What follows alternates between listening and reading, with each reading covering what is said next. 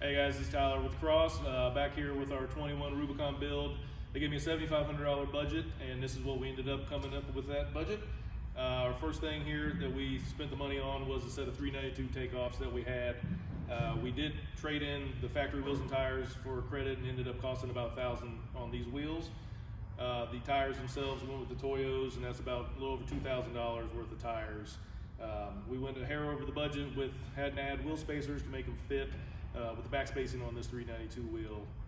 The next thing that we did have some new takeoff springs and shocks out of an AV lift that kind of helped out on the build.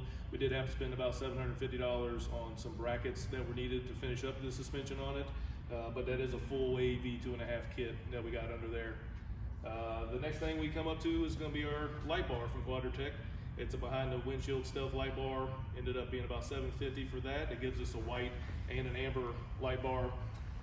For the wheels and tires, the next thing we had to think about was how we're going to accommodate these on the vehicle, what we're going to use to carry that weight in the back. It brings us back here to the tire carrier that we chose.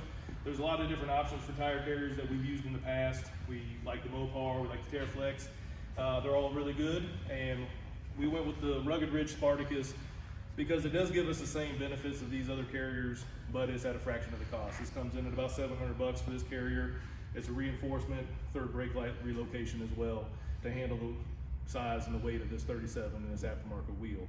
The next thing that we did, pretty cool little add-on. In the back of the Jeep, there's not always the most light, so we ended up coming up with a solution. This is the Quake LED lift glass light bar that comes back here, comes on with the dome light, and this is about $150 for this light. And it gives you a lot of light in the back, a lot of light on the ground, really usable for when you're trying to load or if you're camping on the campsite.